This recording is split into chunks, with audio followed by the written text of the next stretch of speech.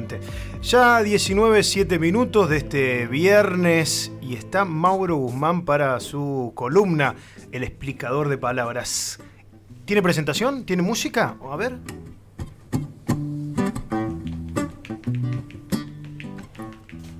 ¿Llega con Buscaglia? Hay noches que se prestan para caminar, no hay forma de volver a casa. Las 1001 vidas puedo atravesar, después de un rato se me pasa. Visionario, visionaria. Hola Mauro, ¿cómo andás? Visionario. ¿Todo bien? Qué Buenas lindo tardes. bajar, empecemos a bajar ya. Me encanta. Eso está bueno. ¿Todo bien? ¿Les gusta ir Sí, bajando? Sí, además veníamos de... Sí, veníamos de muy rosca, rosqueros. muy manija. Rosquero. Sí. Hoy un día estuvieron, ¿no? con mucha semana. info, mucha la La semana. Sí, la semana estuvo semana intensa. fue heavy. Bueno, por ¿qué eso- semana no está intensa? Pero esta fundamentalmente creo que Sí, hubo mucho esta semana, la Había, verdad. había mucho para decir. Sí, bastante. Bueno, bajamos pero seguimos diciendo porque Sí, obvio. el explicador de palabras se llama la columna y hoy me gustaría contarles por qué se llama como se llama la columna y por qué elegimos este tema que suena de fondo como cortina, como tema de cortina. Bien. Así que cuando quieran empezamos a charlar. Nombra volver a casa. Ahí en el Nombra, momento. exactamente, así que algo les voy a preguntar a ustedes al respecto en un ratito. Dale. Y bueno, me interesa mucho saber qué piensan sobre ese tema. Bueno, ¿cómo querés arrancar tu columna? Me gustaría comenzar con el poema Sí. del cual sale el título de la columna. Bien, ¿Sí? perfecto. El poema dice así, y es de Edith Vera, que está en su libro. Sí. En realidad está, yo lo conocí este poema en un libro de Marta Parodi, que escribió una biografía sobre Edith Vera y publicó allí varios poemas de Edith Vera, algunos inéditos. Ujú. Bueno, el libro se llama Con trébol en los ojos, vida y obra de Edith Vera. Bien. ¿Sí? Y en un momento aparece este poema. Dice así. Érase que se era un hombre entre los hombres, explicador de palabras. Explicaba que vuelo es andar entre el cielo y la tierra, montado en la luz o atravesando sombras. Decía que amarillo es el esplendor que queda en las pupilas tras haber mirado fijamente por un instante ciertos lirios en flor. Y hubo un día en que ese hombre entre los hombres tuvo que explicar la palabra sutil. No sabía. No pudo tejer con voces y con gestos su clara significación. Un sueño pesado abatió al explicador sobre la hierba y sucedió que la más leve pluma de un ave diminuta vino desde la alta rama a posarse suavemente sobre su nariz. Ese es el poema Qué hermoso del que cual es. sacamos, ¿no? Sí, Que muy de hecho lindo. me tomé una licencia involuntaria y yo dije desde la alta rama y dice desde la rama alta. Sí. Yo puse el adjetivo antes del sustantivo, así que perdona Edith, donde sea que estés por invertirte las palabras, pero lo demás es así. Sos como- un gran divulgador de Edith, así que estás perdonado. Yo creo que ella te Bueno, perdona en algún lado. gracias.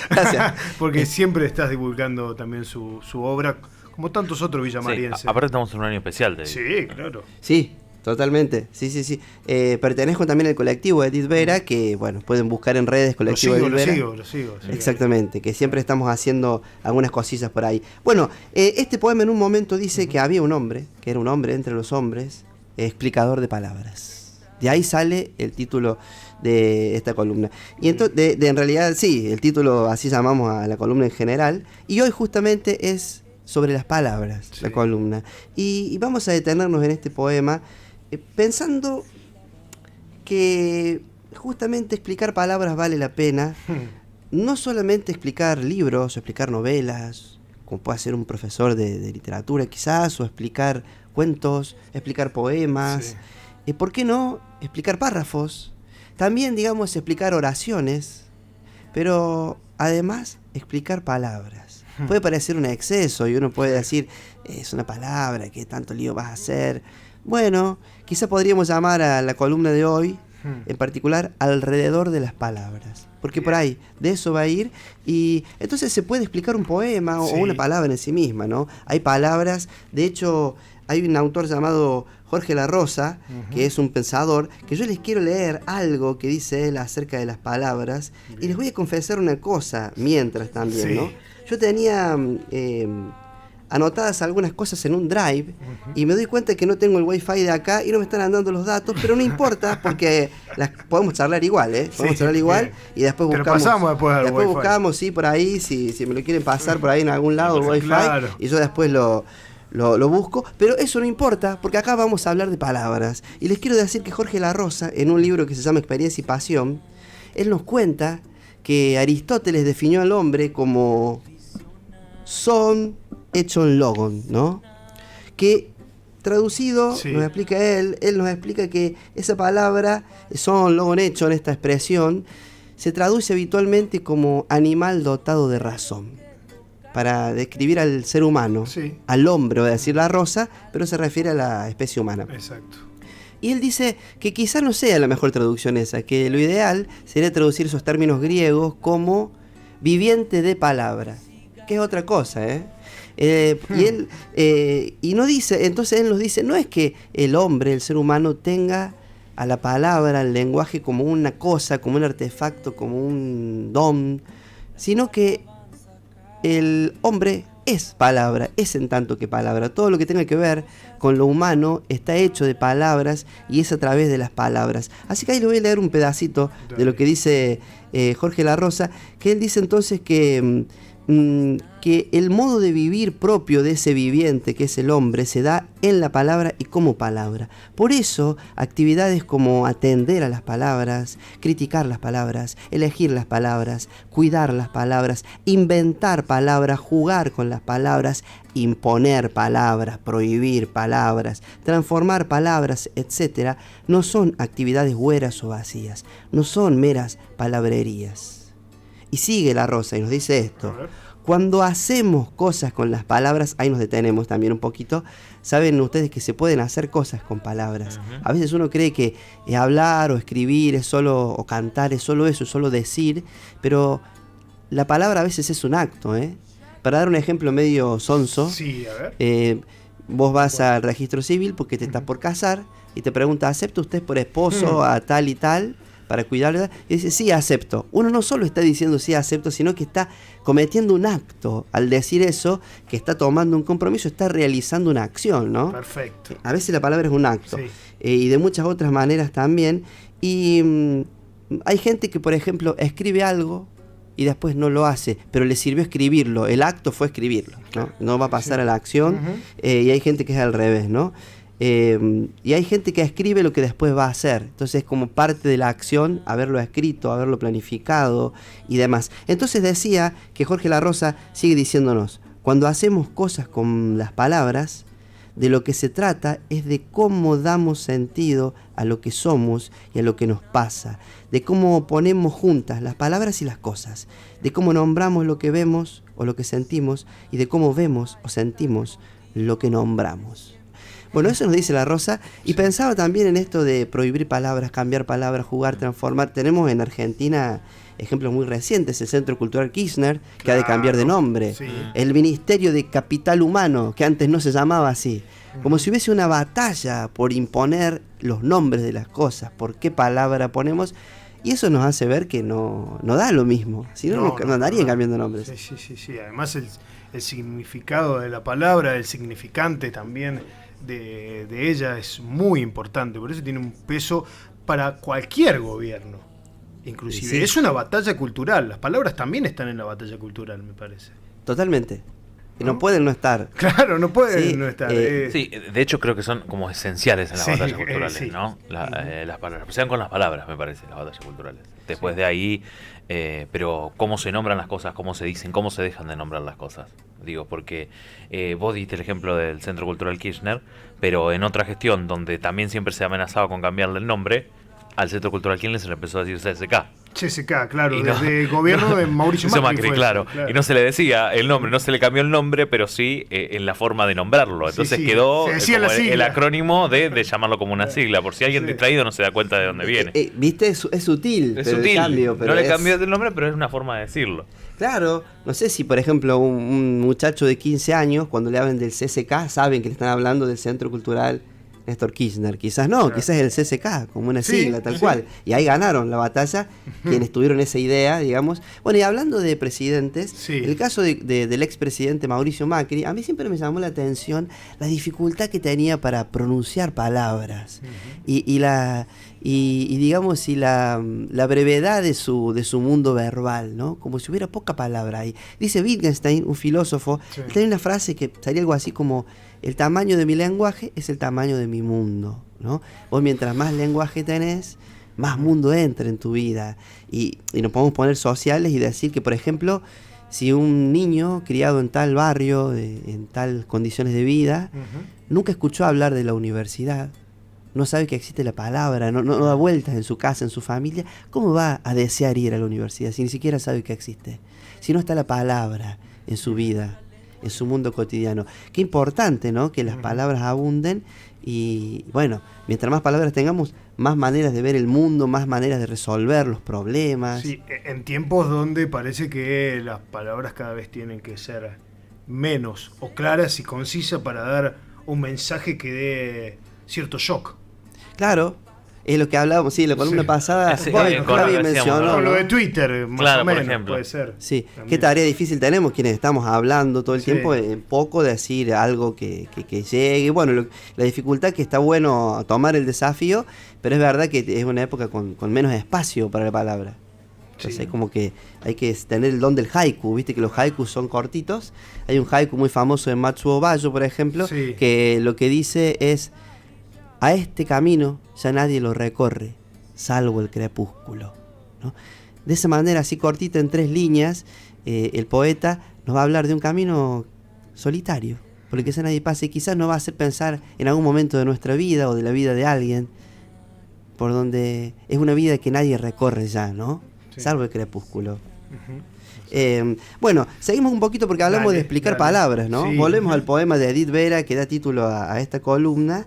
Y fíjense qué lindo, porque acá el explicador, podemos explicar un poema, ¿no? Por ejemplo, Ujú.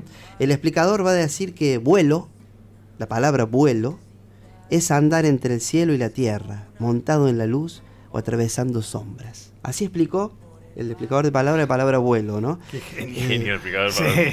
sí. Y que- Qué geniadito pensaba. Sí, ¿no? claro. Sí, claro, tal cual.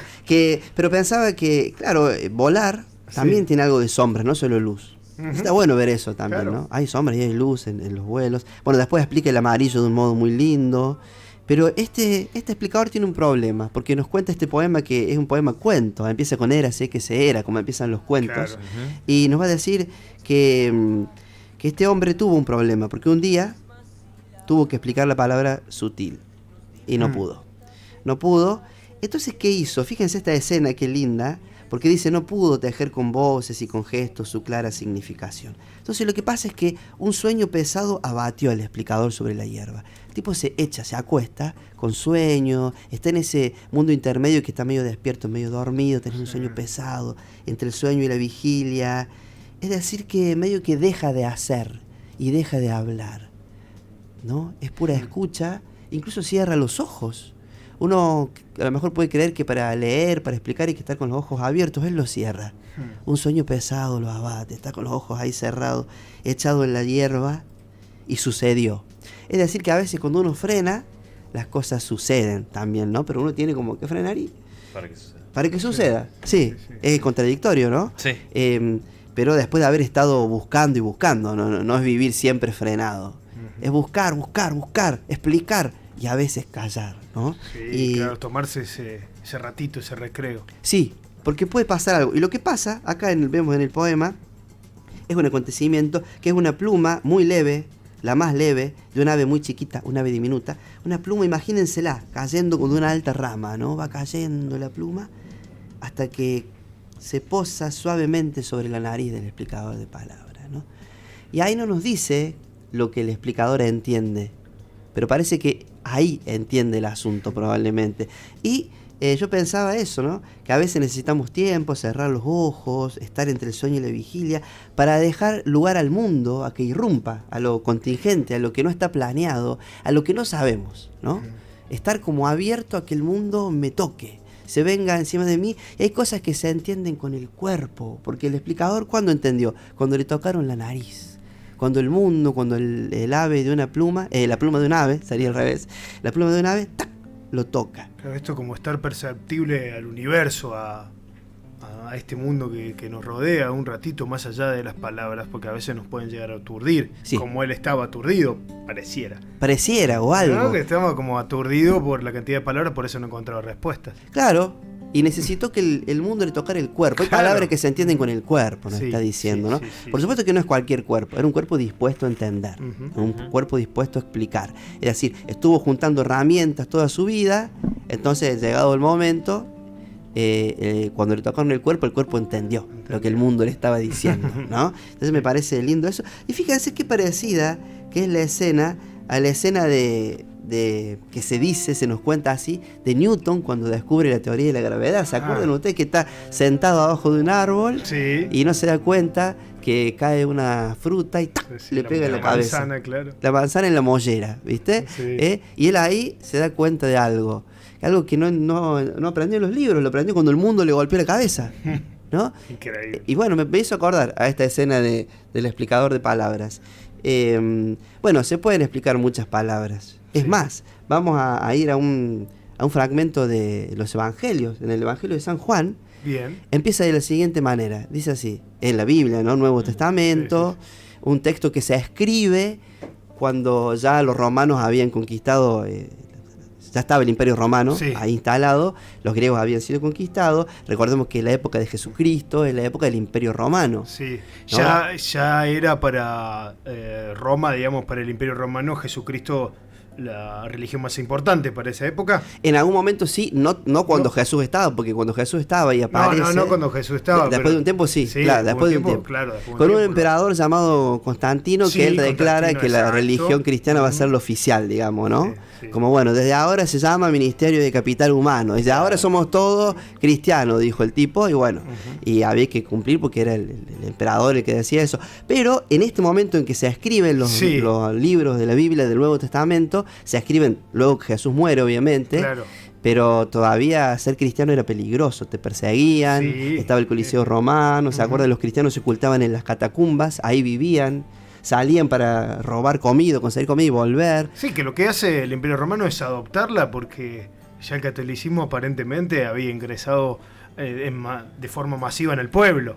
Es más romántico lo que estoy diciendo, pero es un poco... Se empezó a meter un poco, pero pasó algo con este emperador que sobre todo se le ocurre forzar a la gente a hacer, porque lo instituye. Y muchos no eran, muchos tenían otros dioses.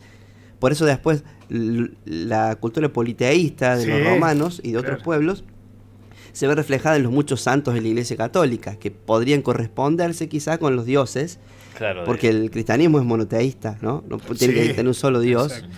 Igual es el catolicismo, el cristianismo, antes de convertirse en catolicismo, antes de institucionalizarse, no se llamaba catolicismo, era cristianismo, eran unos seguidores de Jesús.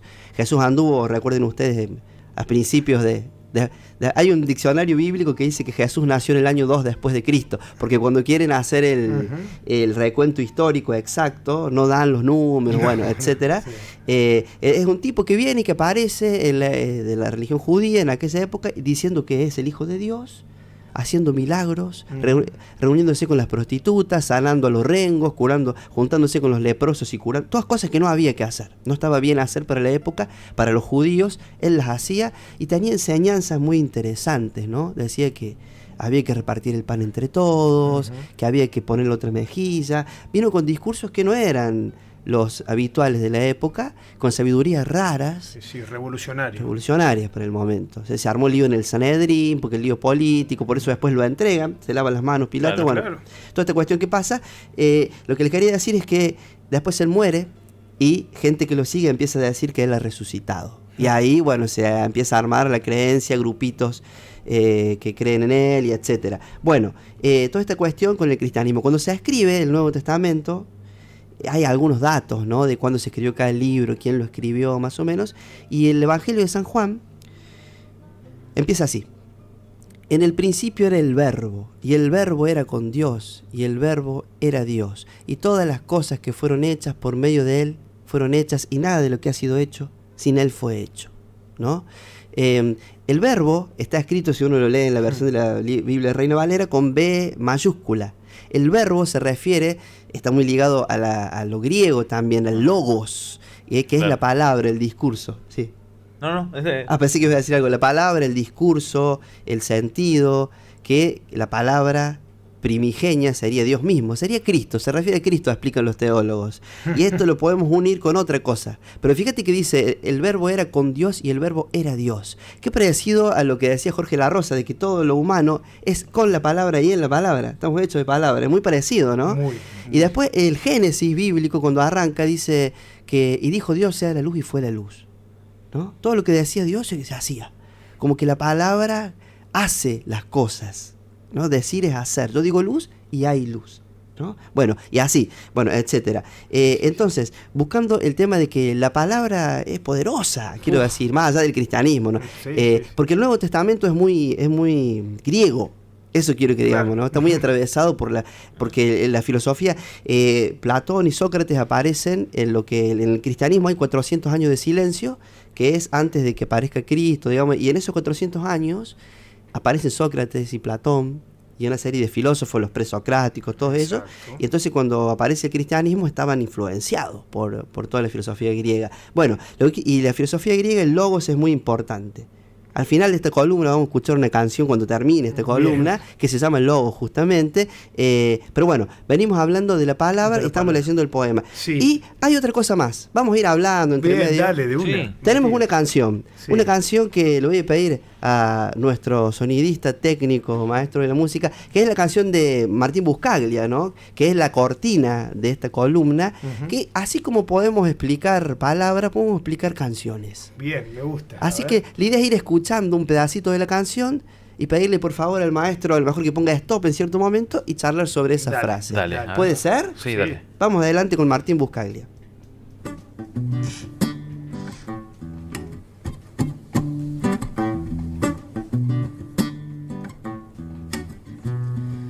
Hay noches que se prestan para caminar. Bueno. Ahí nomás, ya lo cortamos, no lo dejamos hablar, sí. No me deja pensar. Un verso y vamos. Un verso. Esta es la locura de leer, ¿no? Que uno puede leerlo todo. Fíjense que dice, hay noches que se prestan para caminar, ¿sí? Vamos a pensar en caminar, vamos a leer esa frase, ¿no?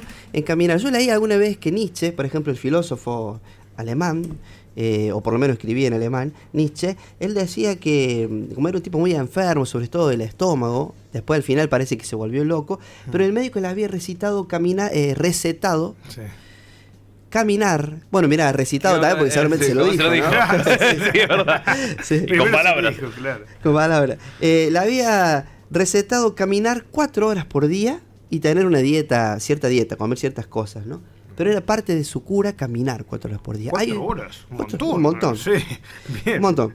Estaba joya Nietzsche después de esas 4 horas. Y el problema es que le agarraba hambre, calculo, y después no podía comer. Claro. Un poema de Benedetti, que se llama Pies Hermosos, muy lindo el poema, en un momento dice: la mujer que tiene los pies hermosos sabe vagabundear por la tristeza. Así dice, ¿no? Habla de los pies, de que la belleza...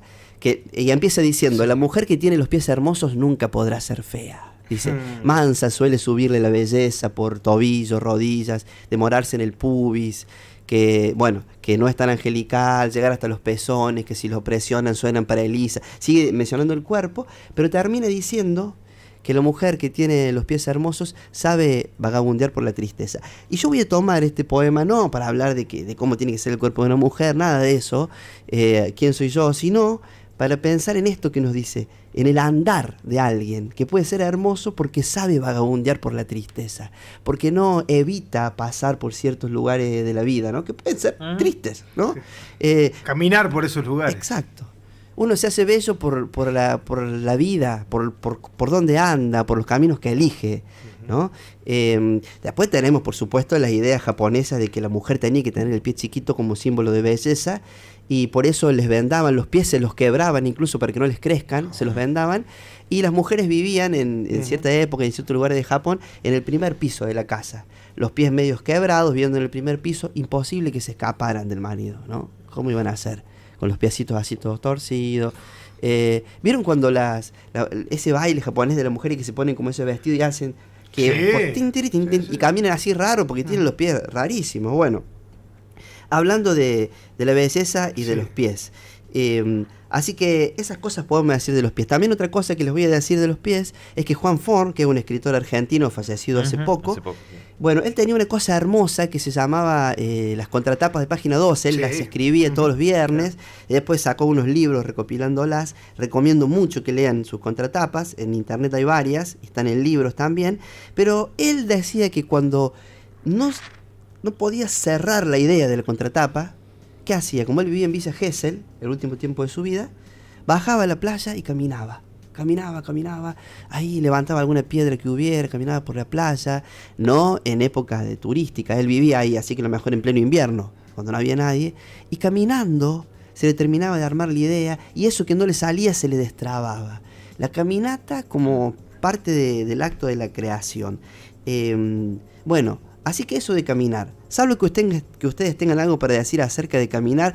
Una cosa más que sí quiero decir. A mí me gusta mucho caminar. Me encanta. A mí también me encanta. Sí. Y lo hacen porque a veces les gusta a uno, pero no hay tiempo. No, lo hago. Sí. Lo hago, Sí, salgo habitualmente también a trotar un poco, pero caminar acá a la radio trato de venir a veces cuando pueda. Me gusta mucho. ¿Y qué diferencia notan? Eso sí, siempre escuchando algo. Venís con los auriculares. Siempre con auriculares, caminando. Y me encanta la noche ahora de primavera, son las más lindas para caminar. Hermoso. A mí me cuesta, si estoy escuchando algo, caminar. Mirá, te necesitas concentrar. Todo lo contrario. Todo lo contrario, sí, porque lo he intentado. Pero no, o sea, si salgo a caminar con el propósito de hacer ejercicio... Por la cintura cósmica del sur. Bueno, si sabes, en comillas, caminar para hacer ejercicio, capaz que ahí como que la concentración en la música la necesito para eso. Pero si yo salgo a caminar por el hecho de salir a caminar, porque me muevo, y muchas veces me muevo caminando, la mayor parte de las veces me muevo caminando, no puedo, necesito estar como en contacto. A mí porque me gusta como aislarme. Puede ser un poquito ahí está. También, viste, como voy caminando voy en mi mundo. En un mundo sonoro, además de la canción. Y cuando vos vas escuchando el caso de Gaby, evidentemente se concentra en la canción. Por eso, cuando la escucha, ¿no? Claro. Tiene miedo de caerse, de tropezarse. Digo, y en tu caso, por ejemplo, ¿vas pensando en lo que dice la canción o es más un sonido de fondo? Y a veces voy cantando también y me preocupo por si alguien me ve. ¿Te das cuenta cuando te ven? Claro, digo, estoy bien y a veces ya me dejo relajar. Hoy a la noche, un viernes. Sí. Por ejemplo, te vuelves a tu casa, estás un poquito más feliz. No sé por qué. Sí. Los viernes hay tienen algo, otra sensación. Sí, hay algo. ¿No? Como que se terminó algo también, como la semana, hay algo que se cierra. Está hecha la labor, claro. Sí, para después, 2 o 3 días, volver a comenzar, ¿no? Pero como que es lindo ese momento y sí. Y ya me relajo gritos. Y ya puedo cantar. Y ya no me importa, pero a veces sí me importa. Qué lindo que es ir cantando por la casa. Ojalá que la gente cante más. Estaba bueno cuando teníamos el barbijo que no se notaba.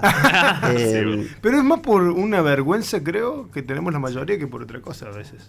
Sí, totalmente. Pero igual es verdad que hay gente que te mira así raro. Sí, es verdad. Además yo canto muy mal. Ayer me pasó una situación muy hermosa. No iba caminando la persona, pero iba en un auto. Una persona joven, por la canción que iba escuchando. Es prejuicioso lo que voy a decir. Pero eran las 10 de la mañana. Y pasó un auto, yo venía caminando al centro de medios, pasó un auto escuchando la canción de Lo Comía muy fuerte, y la persona iba manejando y bailaba con la manito así como si tuviera el abanico, pero disfrutando muchísimo de ese momento. Lo envidiaste. Y yo dije como, qué bien, que sean las 10 de la mañana de un jueves y estés así. Sí. Me encantó. Qué bueno. Qué hermoso. Qué hermoso. Sí. Las palabras te llevan a eso también. Sí, las palabras y los sonidos, viste que la canción se combina, es muy importante el sonido. Algún día vamos a hablar del sonido de las palabras, además del sentido, ¿no? Me encanta. Y bueno, para la radio también. Sí, totalmente. Tiene mucho sonido. Totalmente. Bueno, hablamos de caminar. Yo lo que les iba a decir sobre caminar es que a mí una de las cosas que me gusta de caminar es que la persona que camina tiene otra percepción de la ciudad, diferente del que anda en auto, pero incluso del que anda en bici. Para mí caminando conoces más. Si vas a otro lugar, por ejemplo, también creo que caminando es lo mejor para conocer. Claro, y tener los detalles, sabes cómo es la textura del piso. Yo, por ejemplo, en Villa María, que camino mucho, sé que hay ciertas veredas que tienen una baldosa rota. La esquivo. ya lo sé, digamos, porque paso por ahí. Sé que hay unas ventanas, sé que a cierta hora, si paso a cierta hora por cierta casa, en la ventana probablemente esté la familia comiendo a esa hora, si yo Además, paso. y a ¿no? veces O las mascotas de las ventanas. Sí, Yo identifico claro. casas con mascotas, sí. O también elevas la cabeza para ver lo que hay arriba tuyo, ¿no? Como que hay... Y cuando vas a lo mejor en bici, en moto, en auto, es mucho más difícil. O en No podés, colectivo, claro. nada. ¿Y a peligroso. ustedes les pasa que cuando caminan, si pasan por la misma zona, por ejemplo, por este bulevar, y a lo mejor tienen que hacer el trazo derecho a la universidad, por poner un ejemplo, ¿caminan siempre por la misma vereda? Yo me aburro. suelo Porque cambiar. a mí me pasa que a veces cambio como para ver al revés, digamos, y ver qué pasa en las partes superiores del Muy otro bueno, lado. Claro, sí. Está buenísimo eso, pero es una visión que te da el caminar. Claro, exactamente. Sí, estoy de acuerdo, apreciar los detalles arquitectónicos, eso es caminando. Yo conozco, por ejemplo, las molduras de algunas casas antiguas de acá, pero Sí. porque camino. Bueno, todo esto con caminar, ¿no? Pero vamos a seguir un poquito porque viene la segunda frase. Claro, Recién porque empieza la escuchamos, canción. Recién empieza, estamos explicando. Y la segunda frase es lo que dice después de lo que, si queréis, del principio o de donde quedó, es lo mismo. Desde donde quedó, qué maestro. Para escuchar lo que dice.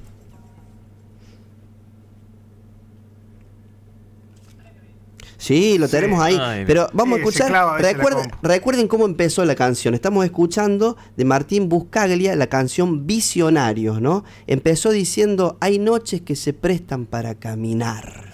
Hablamos todo eso. Y ahora sí una de segunda. volver a casa. Eso mismo. ¿Se puede volver un poquito? Por favor. Una vidas puedo atrás. Ahí viene, ¿eh? Sí. Ahí viene.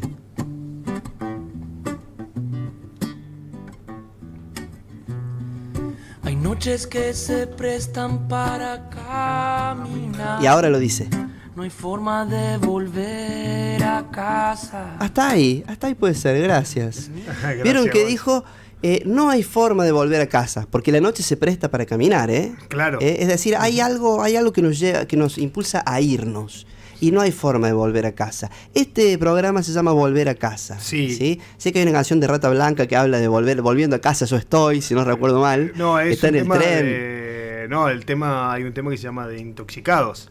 También, pero... otro. Sí, es otro. Creo que es de Rata Blanca, no escuché el de Dice, Rata volviendo Blanca. a casa yo estoy. Y es que Volviendo. vuelve en un tren, sí. No, pues volver a casa tenés el de Viejas Locas, me parece que es. O Sí. Intoxicado, uno de los dos, no me acuerdo de cuál de Después los está dos. el de Homero, que vuelve a la casa. No sé Bueno, si... claro, ese es Viejas Locas. Sí. Homero está cansado. Y después hay otro tema, me parece que de la 25. De la 25. Ah, no lo También. conozco. Primera cortina. Sí, de Ah. la 25 también, que es volver a casa. Hay muchos temas. Bueno, ahora, Ahora de es hace un Valdés. tiempo tenemos Valdés. Ah, ok.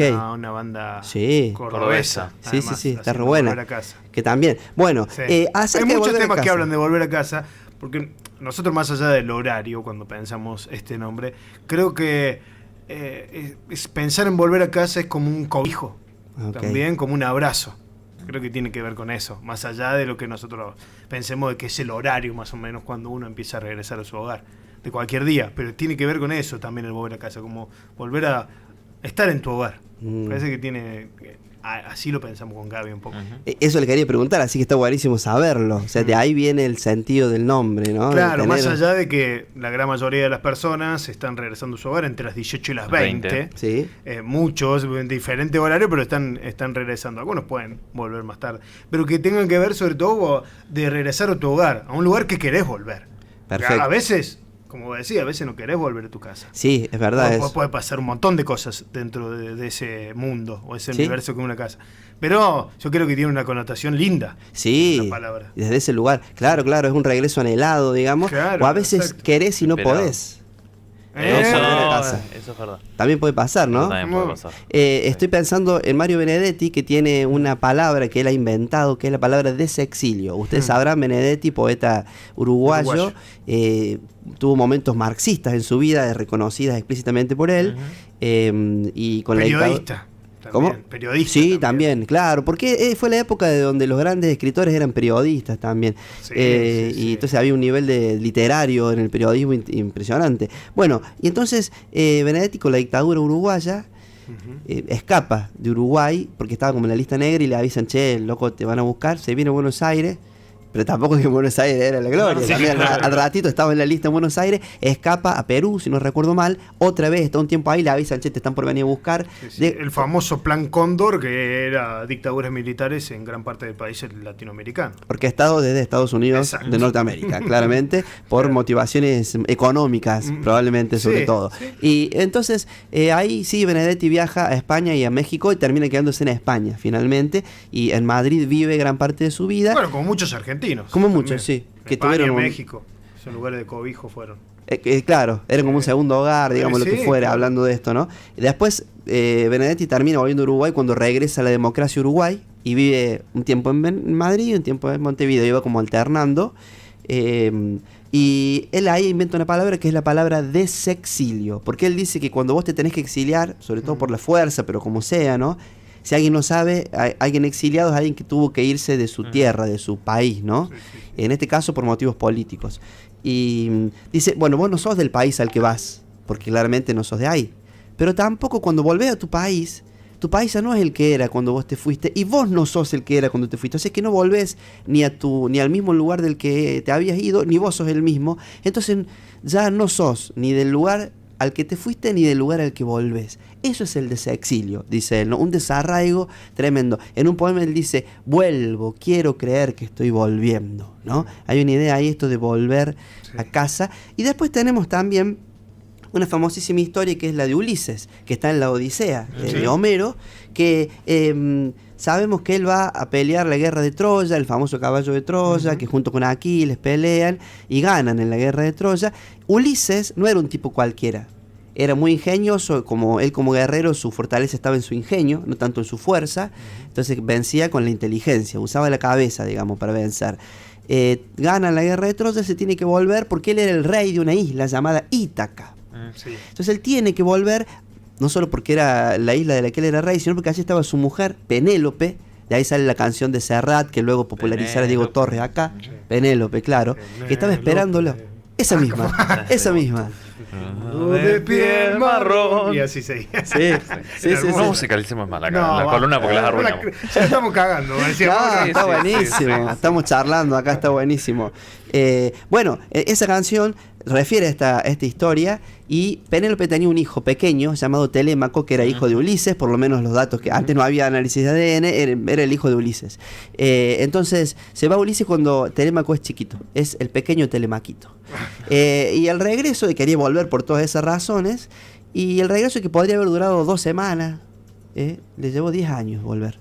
Porque en el viaje le iban pasando cosas, peligros, por ejemplo, bueno, dioses, monstruos, porque los dioses estaban algunos a favor y otros en contra de Ulises, los dioses griegos, y le ponían trabas los que estaban en contra, y él tenía que regresar, entonces estaba muy complicado para volver.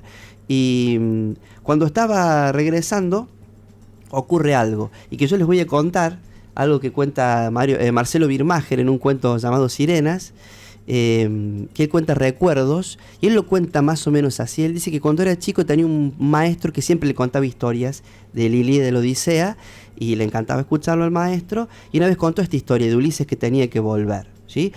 Como tenía muchas interrupciones, y uno de los problemas fueron las sirenas. La astuta diosa Circe, donde Ulises había parado un tiempito en su isla, le dijo, cuidado cuando pase por la isla de las sirenas, porque está en este lugar y en este lugar del mar. Cuando pases por ahí, tené cuidado porque quienes escuchan el canto de las sirenas una sola vez se quedan atrapadas en su isla para siempre. Además se decía que las sirenas eran criaturas que se tragaban los humanos y escupían los huesitos de los hombres, ¿no? Y tenían un canto hipnótico, fatal, que el hombre que lo escuchaba quería irse con ellas, así no podía. Entonces Ulises, cuando iba en el barco con sus tripulantes, él era el capitán, se dio cuenta que estaban por pasar por ahí y le dio una orden a los tripulantes. Le dijo, mire, átenme al poste mayor de la nave, átenme fuerte y pónganme tapones en los oídos, tapones de cera en los oídos. No, perdón, no me pongan a mí tapones, pónganse ustedes tapones de cera. Ya estaba confundido Ulises, ¿viste?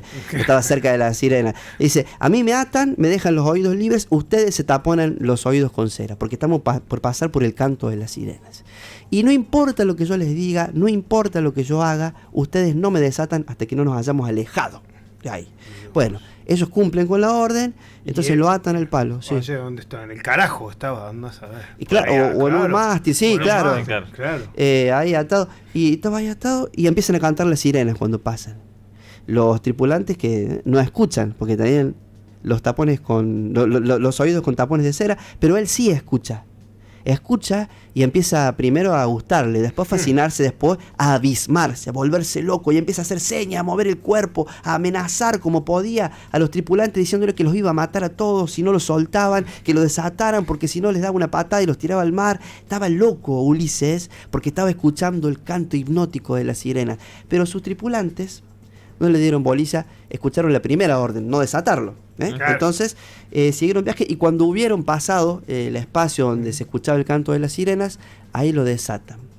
Entonces este profesor, cuando contó esta historia en la escuela, dijo que Ulises, había logrado vencer la tentación, ¿no? El primer hombre que lo lograba. Entonces yo, que escuché esta historia que contaba el profesor, primero que me di cuenta que no era una historia tan lejana, era una historia que todos ahí íbamos a entender.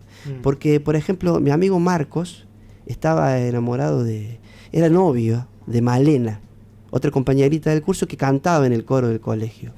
Y Malena, cuando cantaba, me miraba. Y cuando me miraba, me miraba. Y yo podía ponerme tapones de cera en las orejas para no escuchar su canto, pero no había tapones para las miradas. Y no podía pedirle a mis compañeros que me llevaran a otros mares. ¿Quién? Yo no tenía un barco, nadie, no era tripulante de nada. Así que Malena seguía cantando cada vez que el coro actuaba y me seguía mirando. Y Malena me gustaba cada vez más, pero era la novia de mi mejor amigo, que les dije recién que se llamaba Marcos, ¿no?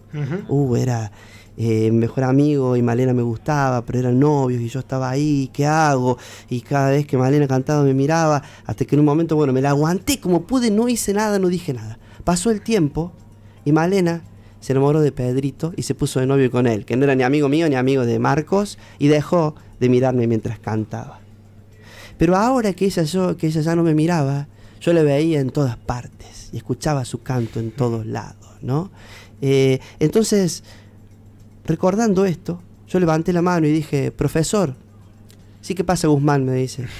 Digo, no, Ulises pudo vencer la tentación porque era Ulises, pero nosotros, los simples mortales, no podemos vencer eso, ¿no? Él pudo dejar de pensar en las sirenas por eso. Y el profesor me dice, Guzmán. Se acercó, así pasó la mano por la cabeza, se alejó, se rió un poco y dijo, ¿y qué le dijo usted que Ulises dejó de pensar en las sirenas? Todo lo que sabemos es que se alejó de ellas. Y después de reírse un poquito más me dijo, todo lo que se le puede pedir a un hombre es que siga de largo. Pedirle que olvide ya es demasiado, ¿no? Eso dijo el profesor y yo me quedé pensando en eso y se los cuento ahora que lo recuerdo porque estaba en un libro de Marcelo Birmacher que se llama Mitos y Recuerdos, ¿no? Esto de volver a casa, hay muchas razones para volver a casa, ustedes me contaron por qué se llama así el programa. Y bueno, si les parece, con la hora y demás, a lo mejor lo que podemos hacer para ir cerrando es contarles una cosita más. Dale. ¿Sí? ¿Tenemos 3 minutos? Claro, con esto, dale. Esto podríamos leer mucho más, podríamos seguir leyendo la canción. Gracias, maestro, por ir pasándonos por fragmentos de la canción. Pero vamos a frenar acá por tiempo y porque no se puede hacer todo, sería una locura, ¿no? Vamos haciendo por parte y demás. Y les quiero contar que dónde aprendí yo a leer así, como la pasión por la lectura. Sí. Yo tengo una posible explicación. Cuando yo era adolescente, por eso le hablaba recién de yo puedo recordar versículos de la Biblia de memoria, ustedes verán, yo cuando era adolescente fui a una iglesia evangélica por un tiempito y además después estudié teología protestante, ¿no? Wow. Entonces me he quedado, recuerdo, nada que ver con ahora, pero sí. Sí, nada que ver, saliste del evangelismo al protestante. Bueno, en realidad los evangélicos vienen de la línea de los protestantes, que sería distinto de los católicos, por ejemplo, lo que vienen todos de Lutero. Martín Lutero, cuando en su momento lee la Biblia de un modo distinto y se arma un quilombo, una guerra, todo, bueno, el cismo católico, y todo esto, la reforma, todo eso. Bueno, y las iglesias evangélicas vienen de ahí, son nietas de eso, ¿no? Bien. Y en la iglesia en la que yo iba había un pastor le llamaban ancianos. Es un pastor norteamericano, se ha instalado acá hace muchos años, David Somerville, que sabía como 4 idiomas, que sabía de filosofía, de literatura, era profesor de literatura, dio clase en el profesorado Víctor Mercante, acá en el Rivadavia, y él era uno de los pastores. El otro era electricista, el otro era panadero, de acá de la panadería de Santa Rita, y había otro que vino después que era profesor de historia y tocaba la guitarra y cantaba. Nada que ver uno con el otro, súper distintos en sus pasiones, en su búsqueda, en su formación académica. Pero todos tenían la tarea de cada domingo tener que enseñar un pedacito de la Biblia, leer un pedazo de la Biblia y explicarle algo a la gente. Y los creyentes suelen creer que Dios les habla a través de la Biblia, ¿no? Sí, sí. Y siempre leen el mismo libro hace 2000 años, todos los domingos. Claro. Pero hay que decir algo distinto. Bueno, ahí estaba el asunto. Cómo en el mismo libro de siempre encuentro algo. Entonces es leer palabra por palabra para encontrar alguna cosita. Esa manera de leer, de creer que el libro tiene algo para decirme, que si yo me relaciono apasionadamente con el texto, ya no la Biblia, puede ser un poema, puede ser una canción, algo me va a decir. No importa si soy un profesor universitario, o soy un electricista, o soy un tipo que... No importa. Yo me relaciono con el libro y algo va a pasar. Así que para terminar eso, les voy a mencionar un libro que se llama Lost in Translation, de Ella France Sanders, que es un compendio ilustrado, escrito e ilustrado por ella, de palabras intraducibles de todas partes del mundo. ¿Sí? Voy a abrir así al azar. Hay palabras, porque hay palabras que en un idioma existen, pero no hay una palabra equivalente que la traduzca, entonces hay que explicar qué significa. ¿Qué significa? ¿No? Bien. Y déjenme buscar algunita, porque hay muchas que son muy lindas. Sí. Este libro se puede conseguir en la Biblioteca Pública de Villa María, en la Medioteca, y yo les quiero leer alguna de estas palabras. A ver, por ejemplo, les leo 2 solitas. Sí. Esta acá, del griego, hay una del griego. Bueno, la palabra meraki, del griego, no tiene una traducción. La autora nos explica que significa, es un adjetivo y significa entregarte con todo tu corazón a algo, como cocinar y hacerlo desde el alma, con creatividad y pasión. Todo eso dicen los griegos cuando dicen meraki. Sí. Y no tiene traducción, ¿no? Una más, la última. Con esta cerramos la columna con una palabra, esta. Fíjense qué linda, hablando de volver a casa, del hogar. Esta palabra es del idioma neerlandés, también es un adjetivo, y la palabra es geselig, ¿no? Geselig. Y nos explica la autora que es mucho más que íntimo o acogedor. Esta palabra describe una sensación de calidez muy placentera y connota el tiempo compartido con los seres queridos, ¿no? Se parece un poco a hogar. Yo cuando leí esta palabra y la descubrí, pensé en mi novia, por ejemplo, en Noelia, y le dije, mirá, le mandé una foto, esta palabra. Así que eso es con Geselig. Hay palabras para todo, hay palabras que son intraducibles. Les invito a quienes estén escuchando a que piensen cuál es su palabra favorita, cuál es la palabra que odian y cuál es la palabra que los identifica y que no podrían traducir. Qué hermosa, qué linda manera de gracias. cerrar. Bien, Mauro Guzmán, el explicador de palabras. Gracias. Otro viernes más Otro viernes. con nosotros. Sí. Y ahora, bueno, vamos a tener un par de viernes sin Mauro, pero va a volver. Sí, Vamos a voy. volver. Sí, Sí, sí, No sabemos cuándo, pero sí. Bueno, muchas gracias por escuchar. Por favor. Cuando se pueda, si no hoy, cuando se pueda, hay una canción que me gustaría que suene en algún momento para cerrar la columna, que es... ¿Querés que le cerremos? ¿Qué es? ¿Puede ser? Sí, la dale, canción de Kevin Johansen, Sí. que se llama Logo, que dice, logo, todo tiene logo y lo que no, falta poco. Dale, vamos con Logo y venimos para despedirnos.